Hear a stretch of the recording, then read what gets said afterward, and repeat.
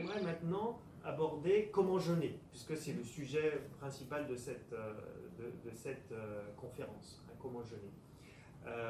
D'après vous, intuitivement, parce qu'en fait dans le jeûne c'est beaucoup d'intuition, en fait c'est se reconnecter aux sources, c'est se reconnecter à son intuition.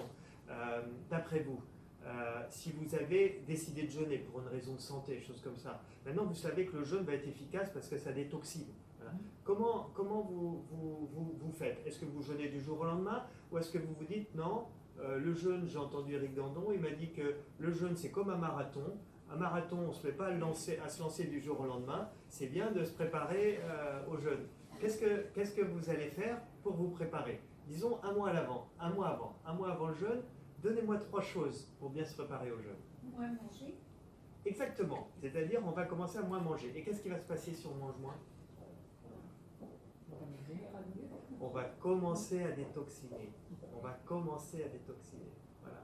Parce que, en fait, les toxines du corps, c'est comme, voilà, il y a un certain taux de toxines, et si on commence à moins manger, eh bien, on va commencer à détoxiner. Et beaucoup de jeûneurs que je vois venir au séminaire, lorsqu'ils appliquent bien ce principe, soit de moins manger, soit de passer un repas par jour, soit de jeûner un jour sur 3, selon les personnes, eh bien, ils arrivent au jeûne, ils ont déjà minci de 5-6 kilos, et le jeûne, c'est beaucoup plus facile. C'est-à-dire, il n'y a pas de maux de tête, il n'y a pas d'inconfort, c'est beaucoup plus facile. Hein, parce que, au lieu d'avoir beaucoup de toxines qui sortent d'un seul coup, et là, c'est compliqué. Hein, c'est comme si on veut se lancer dans un marathon d'un seul coup, c'est plus fatigant. Là, on a déjà un peu d'entraînement. Donc, voilà, c'est beaucoup plus facile. Donc, moins manger. Est-ce qu'il y a autre chose? Donc, tu as trouvé une chose.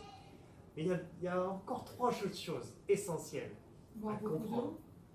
Boire beaucoup. Boire beaucoup, je ne suis pas d'accord, je suis désolé.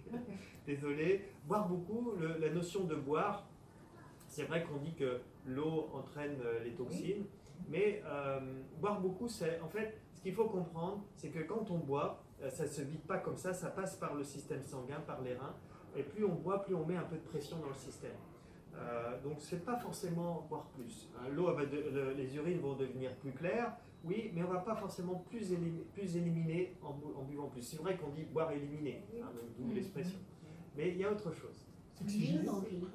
S'oxygéner, ça pourrait être intéressant, mais j'aimerais entendre autre chose. Mieux manger, supprimer peu à peu certains éléments. C'est ce qu'elle dit. Certains aliments. Voilà. Le sucre, par exemple. Voilà. Donc, dans tout ça, il y a quelque chose que j'aimerais vous pointer, c'est enlever les grignotages. Enlever le grignotage. C'est quoi grignoter? Manger un peu. C'est manger quand la digestion n'est pas terminée. Et le grignotage fatigue énormément l'organisme, et le grignotage est responsable de beaucoup d'intoxication, voire de cancer, voire de maladies cardiovasculaires. Voilà. Donc si on est conscient de ça, on dit ok, dans un mois je jeûne, eh bien j'essaye d'organiser mes repas, et déjà j'enlève le grignotage. Le grignotage n'est pas manger, grignoter quelques cacahuètes en début de repas, c'est pas ça le grignotage. Le grignotage c'est vraiment, je donne un exemple, on a des enfants à la maison, ils rentrent de l'école, ils ont tous faim, on mange des farineuses, c'est-à-dire un croissant, et on mange avec eux, et puis on remange 2 heures après. On est en pleine digestion. Après, l'enfant, il a une otite, il a une bronchite. Voilà. Le grignotage, c'est source de maladie, c'est source d'intoxination. Donc, une des choses que j'encourage mes jeûneurs avant de jeûner, un mois avant, c'est de penser à ça. Comment je fais pour enlever mon grignotage? Parce que souvent, en plus, il y a un lien émotionnel avec le grignotage. On veut calmer des angoisses, on veut calmer... Voilà. Donc si on peut prendre conscience, commencer le travail, enlever le grignotage. Il y en a 2 autres qui sont très ancrés dans notre société. Très ancrés dans la société. Qu'est-ce que vous faites quand vous êtes invité chez les amis? Boire un coup. Déjà, on peut grignoter.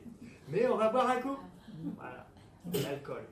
Donc on va réfléchir comment on peut diminuer ou enlever l'alcool pendant ce mois. Parce que l'alcool intoxine. L'alcool intoxine énormément. Si vous voulez, le vin, l'alcool, le foie n'arrive pas à métaboliser l'alcool. Ça fatigue l'organisme et ça intoxine. Donc on diminue et si on peut, on enlève. Donc comme ça, on aura moins de toxines au jeûne. Et l'autre chose? Café? Ouais, on peut enlever le café, ouais. Peut-être vous n'en faites pas partie. mais c'est la cigarette. Ah, Les 3 choses essentielles à enlever avant le jeûne, c'est la cigarette, si on peut, parce que des fois on est très dépendant, et si on n'y arrive pas, c'est de commencer à réfléchir, est-ce que je veux continuer à fumer toute ma vie, est-ce que je veux sortir de la cigarette, voilà. Si on n'y arrive pas avant le jeûne, c'est de prendre l'intention de profiter du jeûne pour en sortir. Hein, il y aura l'hypnose qui va aider, mais le jeûne va aider, parce que ça va faire une rupture, et souvent la cigarette c'est en lien avec l'alimentation. Hein, et donc quand il y a cette rupture, c'est une bonne opportunité pour enlever la cigarette. La cigarette c'est catastrophique. 78 000 personnes tous les ans en meurent, et dans des conditions atroces. Et voilà, l'alcool, 50 000 personnes en meurent chaque année, et c'est pas très bon, voilà. Donc on en consomme un petit peu de temps en temps, mais là, en préparation au jeûne, c'est bien qu'on diminue, voir si on peut enlever, c'est très bien. Voilà. Et le grignotage, toutes ces petites choses. Alors c'est compliqué ce que je vous dis, parce que c'est des choses qui sont ancrées dans la société, qu'on ne voit même plus, tellement c'est là, tellement c'est présent.